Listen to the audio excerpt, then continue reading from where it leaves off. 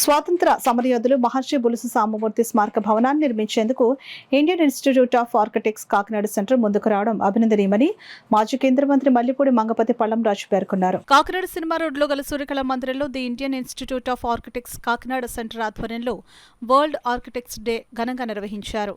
కార్యక్రమానికి the Indian institute of architects Kakinada centre president AVL Murthy అధ్యక్షత వహించగా మాజీ కేంద్ర మంత్రి మల్లిపూడి మంగపతి పళ్లంరాజు ముఖ్య అతిథిగాను, Srikiran eye hospital managing director Padmashri doctor Sankurathri Chandrasekhar విశిష్ట అతిథిగాను, తూర్పుగోదావరి జిల్లా అసోసియేషన్ సెక్రటరీ లక్కరా సత్యనారాయణ గౌరవ అతిథిగా పాల్గొన్నారు. ఈ సందర్భంగా the Indian institute of architects Kakinada centre రూపొందించిన మహర్షి బులుసు సాంబమూర్తి స్మారక భవనం డిజైన్ను అతిథులు రిబ్బన్ కత్తిరించి ఆవిష్కరించారు. ఈ సందర్భంగా కేంద్ర మాజీ మంత్రి ఎంఎం పళ్లంరాజు మాట్లాడుతూ, స్వాతంత్ర సమరయోధులు మహర్షి బులుసు సాంబమూర్తి స్మారక భవనాన్ని నిర్మించేందుకు the Indian institute of architects Kakinada centre ముందుకు రావడం అభినందనీయమని అన్నారు. పద్మశ్రీ డాక్టర్ సంకురాత్రి చంద్రశేఖర్ మాట్లాడుతూ, స్వాతంత్ర సమరయోధుడు బులుసు సాంబమూర్తి స్మారక భవనాన్ని నిర్మిస్తున్న ఆర్కిటెక్ట్స్ సేవలు ప్రశంసనీయమని అన్నారు. లక్కరా సత్యనారాయణ మాట్లాడుతూ, తాను కోరిన వెంటనే స్మారక భవన నిర్మాణానికి ముందుకు వచ్చిన ఆర్కిటెక్ట్స్ కు తూర్పుగోదావరి జిల్లా తరపున కృతజ్ఞతలు తెలియజేశారు. ఈ కార్యక్రమంలో the institute of architects Kakinada centre గౌరవ అధ్యక్షులు architect Rajasekhar, vice president B Srinivas, secretary Venkatesh, president Narasimhamurthy, architect Satya Reddy, CPI రాష్ట్ర కార్యవర్గ సభ్యులు తాటిపాక మధు, బుర్రా పద్మనాభం, రోటరీ సభ్యులు, నగర ప్రముఖులు, the institute of architects Kakinada శాఖ సభ్యులు పాల్గొన్నారు. అనంతరం అతిథులు ఆర్కిటెక్ట్స్ కాకినాడ శాఖ సభ్యులు త్వరలో పునర్నిర్మించనున్న మహర్షి బులుసు సాంబమూర్తి స్మారక భవనంను జిల్లా కాంగ్రెస్ ఆఫీస్ కళా వెంకట్రావు భవనాన్ని పరిశీలించారు. ఆనాడు డాక్టర్ మన్మోహన్ సింగ్ గారి ప్రభుత్వంలో we decided to expand the capacity of architecture schools. So 3 new schools of planning and architecture were established. One of them is in Vijayawada. అది మనకి స్టేట్ కూడా వచ్చింది. తర్వాత నేను హెచ్ఆర్డి మంత్రిగా ఉన్నప్పుడు నేను అన్నది ఏంటంటే that India was short at that time 2013-14 మాట చెప్తున్నాను. India is short of by about 40,000 planners అనేది విన్నాను. It must be higher now అనుకుంటున్నాను నేను. సో ఎనివే ప్లానర్ ఉన్నా లేకపోయినా కూడా ప్లానర్ మాట ఎవరు వినరు. ఎందుకంటే ఇన్ ది ఇంట్రెస్ట్ ఆఫ్ ఎక్స్పీరియన్సీ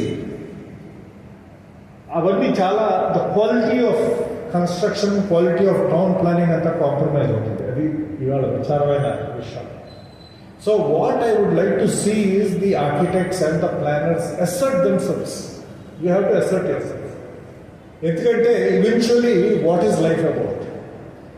మనకి ఏ రాజకీయవేత్త అన్నా, ఏ పొలిటికల్ పార్టీ అన్నా, eventual objective is to improve the quality of life for small areas of dilapidation going on, cracks idantha Gandhi Bhavan ee Dandu Kalakshetram pakkana undi.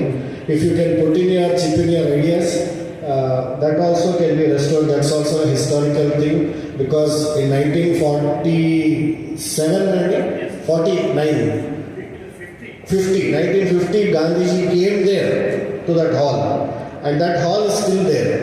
And next the Gandhi Bhavan was prepared, and recently one trust, Unnati Trust from Bangalore, has established a skilled development center there with all computerized thing at the NXC building. October 2nd we were part of that program. I happen to be the trustee of the Sarvodaya International Trust for Andhra Pradesh. So I teamed up with Ramakrishna garu.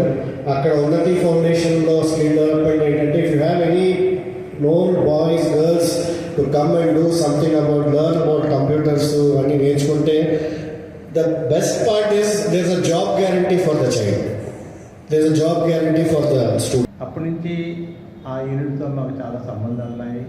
వాళ్ళు వెళ్ళి I exam చేస్తాము, అన్నీ చేస్తుంటాం అన్నమాట. ఆ రకంగా నాకు మహర్షి రామమూర్తి గారు పరిచయం.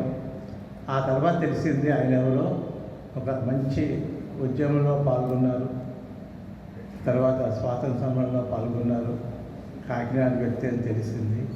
సో ఇటువంటి వ్యక్తి ఈరోజు గురించి, ఆయన గురించి ఒక మంచి స్మారక మందిరం నిర్మిస్తారని చాలా సంతోషించాను. ఎందుకంటే మన సమాజంలో ఎంతోమంది వ్యక్తులు ఉంటారు, కానీ వాళ్ళ గురించి ఎవరు తెలియదు, హిస్టరీ కూడా పట్టించుకోదు. కాబట్టి రాబోయే తరాలకి వీళ్ళెవరు కూడా తెలియదు. వాళ్ళకి తెలియాలంటే ఇటువంటి చేసినప్పుడే మన హిస్టరీని మనం జాగ్రత్తగా పెట్టుకుంటాము. అలాగే బిల్డింగ్స్తో పాటు ఇటువంటి ముఖ్యమైన వ్యక్తులు కూడా మనం తరతరాలుగా గుర్తించేట్టుగా చేస్తే చాలా బాగుంటుంది. అందుకోసమే ఈరోజు ఈ కార్యక్రమం నిర్వహించిన రాజశేఖర్ గారికి అందరికీ కూడా నా అభినందనలండి.